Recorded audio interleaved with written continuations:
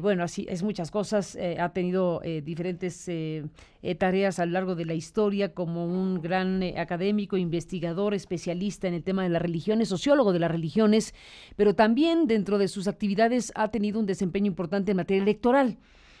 Consejero de la Junta Local del INE en el Estado de México y una voz crítica precisamente de lo que ocurrió en 2017 sobre el proceso electoral, el infierno electoral, el fraude del Estado de México y las próximas elecciones de 2018. El título lo dice todo y bueno, pues es un libro que está empezando a circular y que, bueno, pues nos habla precisamente de esto que no se puede disociar.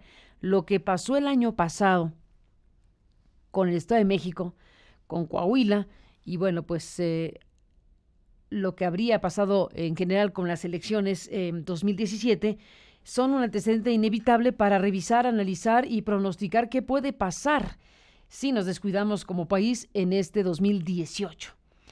Está en la línea telefónica Bernardo Barranco, a quien le mando un abrazo y te felicito por el libro El infierno electoral. Vaya título que se les ocurrió, Bernardo. Buenos días y bienvenido. ¿Qué tal, Carmen? Muy buenos días.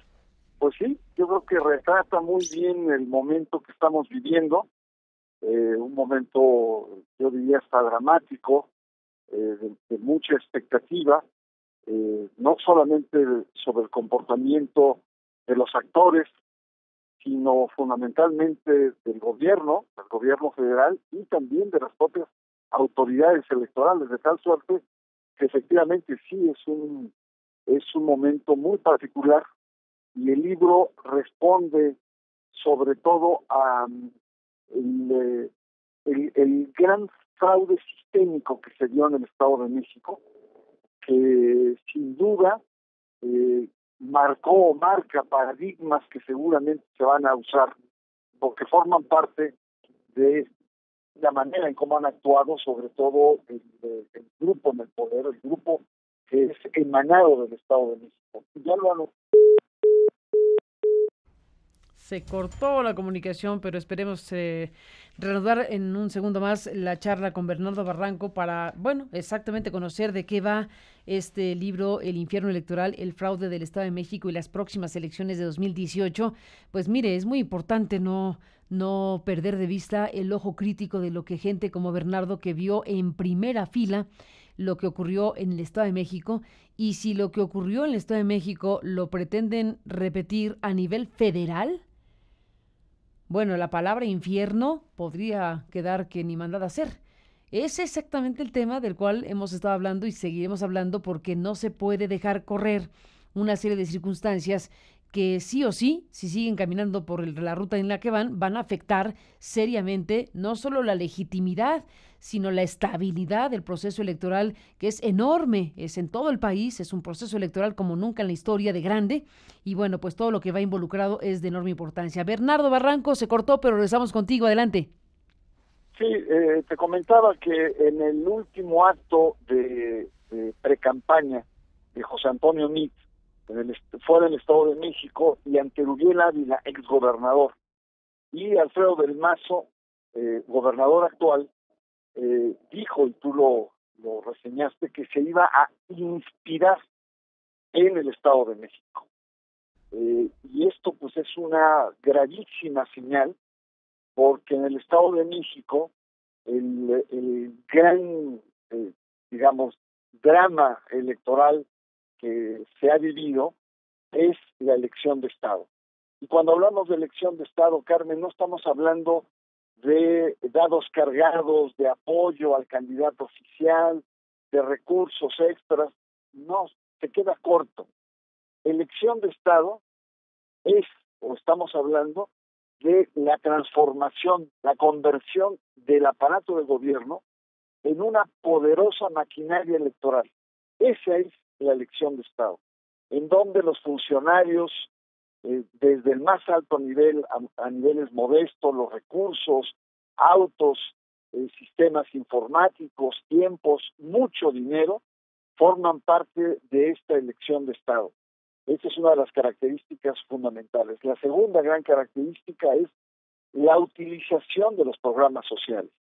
la utilización de los programas sociales que en el Estado de México son 96 y la legislatura aprobó 66 programas para seguir siendo ejecutados durante el proceso electoral. Le entró las ansias de ayudar a los pobres, de cubrir las necesidades y, ojo, ayer el vocero de presidencia señaló que los programas sociales se iban a mantener.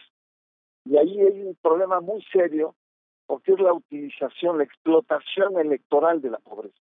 Se compra el voto a la gente con mayores necesidades y nos plantea retos no solamente políticos, sino fundamentalmente éticos. Se abusa del pobre a través de estos programas. Otra característica también, Carmen, pues es el uso de los órganos electorales. En el caso del Estado de México es muy claro el sesgo del IEM, pero también, no solamente el IEM, que es el opio local, sino también la tibieza de las autoridades federales. Tibieza frente a actos anticipados de campaña, frente a los temas de tener capacitadores con sesgos partidarios, de no haber frenado a tiempo estos programas sociales, en fin, una serie de tibiezas que están ahí, hasta lo que el consejero Corona en tu programa denunció, esta triangulación, este ajuste entre el conteo rápido, entre el PET y lo que fue el cómputo distinto. Es decir, hubo un ajuste y hay una responsabilidad política muy seria, yo diría hasta penal, por parte de los consejeros electorales. Y por último, entre otros rasgos, habría muchísimos, pero otro de los grandes rasgos es la utilización de la violencia en cierto sentido. La intimidación, ya lo estamos viendo en el caso Anaya. En el Estado de México hubo una cacería contra Josefina Vázquez Mota y también con la maestra Delfina. El desprestigio, el denostar al candidato con diferentes aspectos de los medios de comunicación, digamos, aliados, pero que fueron más allá en el Estado de México. En el Estado de México hubo una serie de acciones que calificamos de terrorismo electoral, terrorismo de Estado en el proceso electoral, que no fueron solamente las cabezas que echaron ante las diferentes urnas o casillas electorales, sino la detención de militantes, los citatorios de la FEPADE, en fin, una serie de acciones que evidentemente infundieron miedo y que marcaron el proceso electoral. Entonces, infierno electoral se refiere a esto, se refiere a un conjunto de acciones tomadas por la conversión del gobierno en una maquinaria, diría, hasta represiva electoral, que tiene como consigna ganar a toda costa y no importa con qué, con grandes recursos humanos, económicos, con recursos lícitos y también con recursos ilícitos. Y ese es uno de los aspectos que sin duda marca esta especie de averno, de submundo que estamos a punto de iniciar en este proceso electoral. ¿Se puede evitar? Por supuesto, yo creo que sí. Yo creo que es muy importante la actuación de la sociedad civil, el contestar estas campañas de denostación que tiene el Estado, el tener un proceso y un programa de observación mucho más ágil, no solamente el observador que mira desde afuera cómo va el proceso, sino una intervención, es decir, una denuncia en el momento, no esperar a que pase. Yo creo que sí se pueden hacer cosas y que depende sobre todo de la calidad de la sociedad y también de los medios de comunicación, de medios tan valientes como el tuyo, Carmen, que tienen la fortaleza de poder denunciar y poder plantear aspectos que otros se convierten en verdaderos cómplices. Bernardo Barranco, este libro que has coordinado cuenta con las plumas ¿de quién? Somos la mayoría consejeros electorales, ex consejeros. Es decir, no, claro, con capacidad de análisis, es un texto analítico, de denuncia, Pero la particularidad es que la mayoría desde adentro hemos estado en las diferentes instancias, tanto del OCLE local como del órgano del INE local. Hay una consejera en funciones todavía.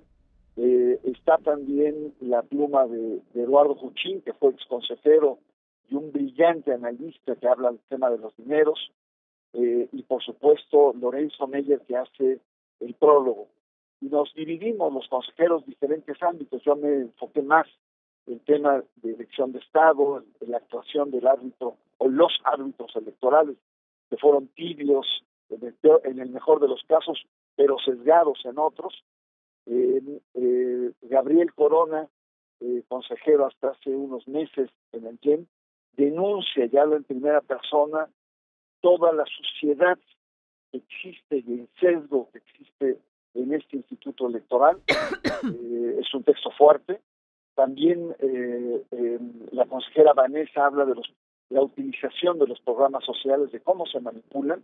Ella es directora del Fondo Cultural Banamex, experta en manejo de programas de desarrollo, y desde ahí pues vio cómo se manipula el voto de los pobres, y no solamente el voto de los pobres, no solamente es votar, sino del padrón de los beneficiarios, que son cerca de 100,000, 9,000, Carmen, se presentaron como representantes de casilla, y principalmente a los partidos aliados al PRI, a los que no tienen la capacidad de militancia de poder estar en todo el Estado. Muchos de estos beneficiarios de programas sociales fueron utilizados para ser representantes de casilla. Y el consejero Norberto López habla precisamente del terrorismo electoral, de las tácticas intimidatorias que iban desde llamadas telefónicas a altas horas de la noche, los desprestigios, etcétera. Es decir, los autores, la mayoría, casi todos, es desde adentro que hacemos la denuncia, pero al mismo tiempo un análisis de lo que es este infierno electoral. Pues ahí está, en Grijalbo, el infierno electoral, con todo esto que estás mencionando. Bernardo Barranco, muchísimas gracias como siempre por estar aquí para permitirnos conocer de primera mano lo que se está presentando en estos días.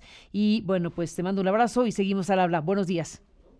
Buenos días, Carmen. Gracias y buenos días.